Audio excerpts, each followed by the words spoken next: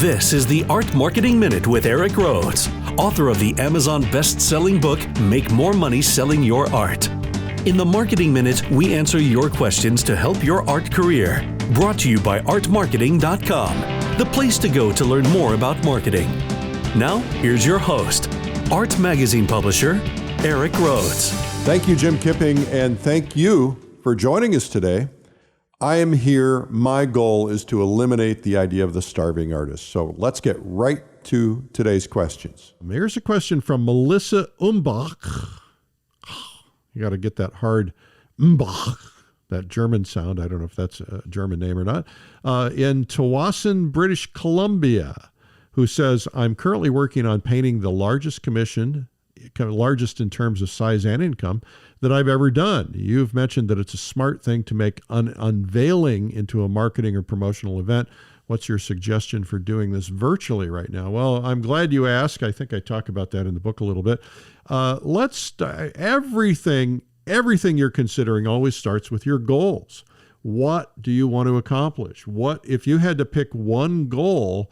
What would that one goal? Well, I would think in a case like this, the one goal would be getting more commissions. If you've got someone who has paid you a lot of money to do a commission and it's a good piece, chances are it's a showcase piece and their friends are going to learn about it, and you want to get those friends to do commissions with you. Book up all your commissions, right? And so I think that's the one goal, but there's lots of other things like, it's a good branding opportunity as an artist. It's an excuse to get in front of others and to make people aware of you for the first time, a chance to collect email addresses and develop those people into clients later. It's a chance for the buyer to look good in front of their friends. And of course, they then do invitations to their friends, which brings them into your virtual event. You want to use your virtual event as an opportunity to collect email addresses if you possibly can. And that might be through the invitation. Just put in your email address and then, the invitation's coming to you. But your client's going to have something to do with that. I would suggest picking a prominent venue. It might cost you a couple $100, probably not more. I mean, these places are empty anyway. So find a very prominent local venue, a movie theater, a hotel, a beautiful mansion, private home, maybe the home of the person who is obviously doing it. They might want to have a private cocktail party or something, although with COVID, that's probably tough. But the idea is that you want to have 2 or 3 prominent people there, and you want to have your painting with a velvet and a gold cord over it so that when you pull that gold cord down, it pulls the velvet down. You want to use red velvet. It really is very effective, and the gold cord really makes it look elegant. And I would suggest, like, if it's a prominent person, they probably know some prominent people. And so maybe they know the governor or the mayor or, a movie star or somebody like that, and ask them to invite that known VIP for the unveiling. And that way it just makes it more exciting. And of course, it's going to make people watch, because if you can say, hey, the governor's going to be there, it makes it important, right? And so you create a ceremony of sorts where the owner kind of talks about why they commissioned the work and why it was important to them. And then you have the governor do the unveiling, and then they ask the artist to come up and talk a little bit about it and the process and what you went through. And of course, you have the ability to subtly sell others by making some statements and comments like, when people call me for commissions, these are the questions that they usually have. And he had the same questions, and here's how I answered them, right? Now they know that you do commissions. It didn't just magically happen. Then follow up your event with a thank you and an email and an image of the painting, and also a replay, because not everybody got to attend. Also take that replay, put it out on social media so that other people get a chance to see it, tag people in it, and that will really work well. And of course, you put it on your website and find ways to get your website information in their hands. You don't need to do a pitch. You don't need to ask them to buy anything. You're credible just because of the event. So that's a very great question and a very effective thing you can do. Now, here's a question from Andrew Clemens in New Albany, Ohio, who asks, how can I break into the interior design market and sell my paintings to designers? Andrew, it's a really good time to be asking that question because in spite of COVID, people are spending more time at home and as a result, wanting to remodel their homes. They're spending money now. They're repainting. They're putting new decor in. They're buying new couches. They're buying new paintings. Been a lot of paintings moving off the shelf. There lots of building and remodeling, and designers are called into high-end homes typically, and high-end homes are owned by people with money, and that's, of course, I always say, stand in the river where the money is flowing, right? So I'd start out by finding out who are the top 5 designers in town, and you could call some of the local magazines and media people and, just kind of ask around. You'll find out the names that come up all the time. I would call them and say, I'd be perfectly upfront and offer to pay them. They may or may not want you to, but say, listen, my name is Eric Rhoads, and I'm an artist, and I would like to get some advice from you. Could I buy an hour of your time?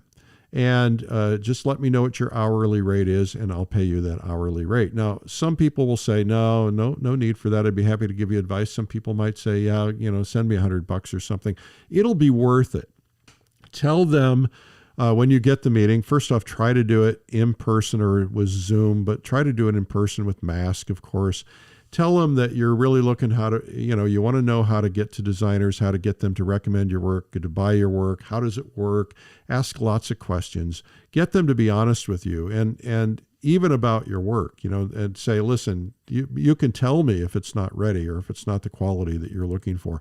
Find out how you can help them make money. They're there to make money. So there's 2 ways of working with designers. Designers either mark things up and pass that along. So like if you buy a couch for the client and you pay $10,000 for that couch, you might be able to buy, you're buying it wholesale and you might be able to sell it to them for $20,000 and you make the money on it. Some designers are on a retainer and they just pass along the discounts and they don't need to be paid on it, but you need to find that out.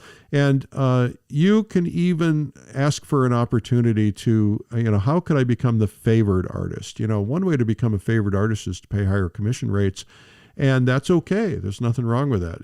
Just raise your prices so that you can, pay a higher commission rate and still get the same amount of money.